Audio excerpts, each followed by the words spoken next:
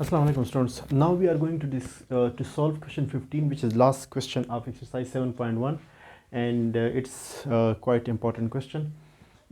Question says that show that a plus b is a factor of a power n minus b power n for all even positive integer. When this n is even positive integer, prove that this a plus b is a factor of this one, right? So what we will do, we will use mathematical induction, which involve 3 steps. So first we will take this, since this n is even, positive even integer, right?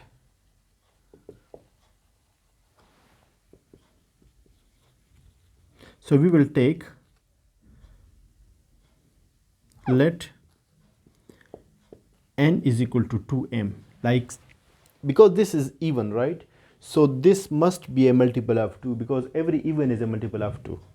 Okay, and m belongs to positive integer. Okay, so step number 1,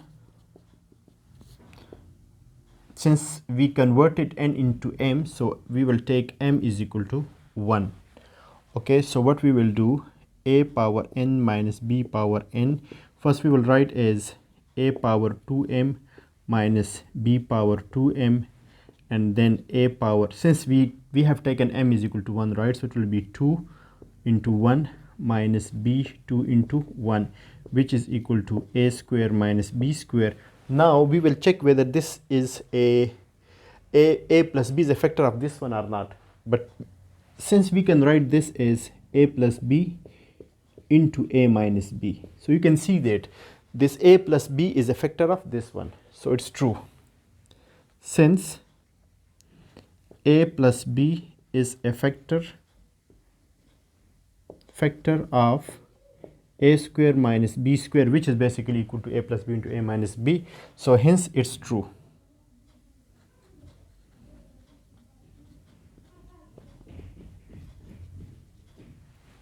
Okay, now step 2. In step 2 we will take m is equal to k, right?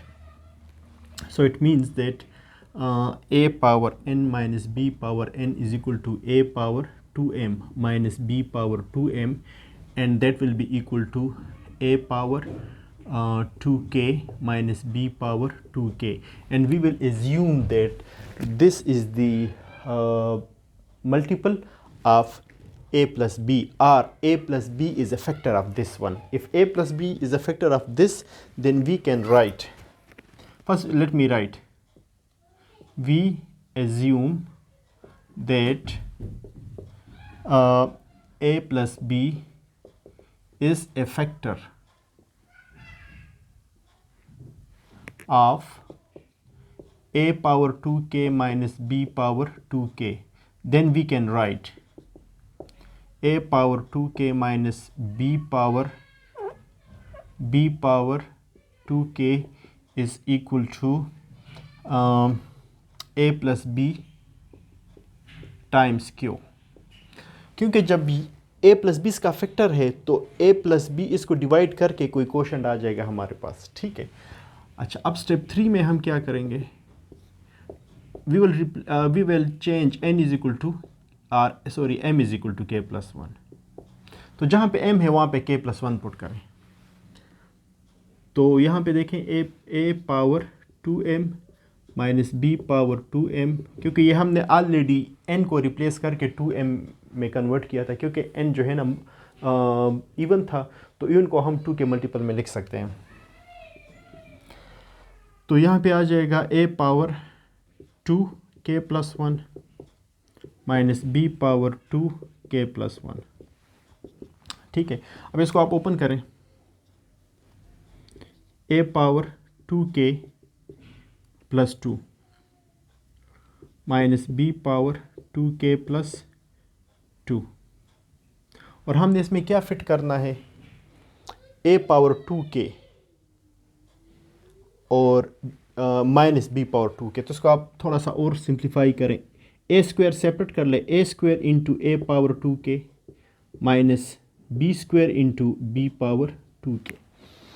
अच्छा, अब हमें a power 2k के साथ क्या चाहिए, minus b power 2k चाहिए, मगर इस a पावर 2k के साथ a स्क्वेयर है, तो हम क्या करेंगे, a square times a power 2k, मुझे क्या चाहिए इसके बाद b पावर 2k,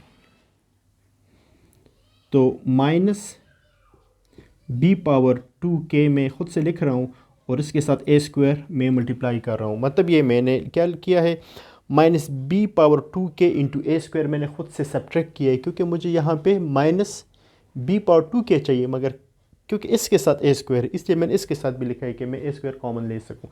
अच्छा, जब मैंने सब्ट्रैक्ट किया तो ख़ुद से मैं ऐड भी कर रहा हूँ, plus b power 2k into a square, और ये वापस अपनी जगह पे आप लिख लें, minus b square into b power 2k। अच्छा, अब इधर से a स्क्वायर कॉमन ले लें, तो ये आ जाएगा a power 2k minus b power 2k, और इन दोनों से आप क्या कॉमन ले सकते हैं, b पावर 2k, तो ये आ जाएगा a square minus b square. ठीक है, और हमने इसको किसके बराबर लिया था कि this term is, we assume that this term, this expression is equal to some multiple of a plus b, तो इसकी जगह पे आप लिख लें a स्क्वायर और a plus b times q लिख लें, और इसकी जगह पे b पावर 2k, और इसको आप ओपन करें a plus b into a minus b. अब a प्लस बी आप कॉमन ले लें,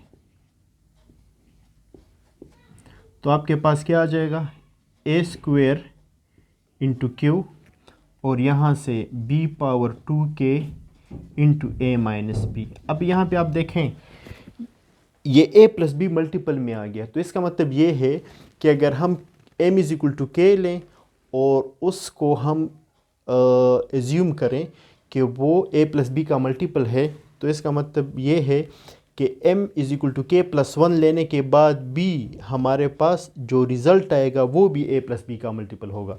अगर k लेने से a प्लस बी का मल्टीपल है, तो k प्लस 1 लेने से भी हमारे पास जो रिज़ल्ट है वो भी a प्लस बी का मल्टीपल है। तो इसका मतलब ये हुआ कि ये जो स्टेटमेंट है ये ट्रू है for all n is equal to, for all n even numbers.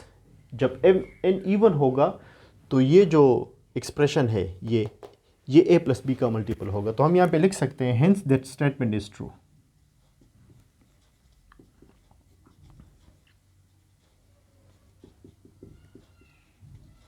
ठीक है स्टूडेंट्स, अगर फिर भी कोई क्वेश्चन हो तो आप पानी कमेंट में पूछ सकते हैं। Thank you.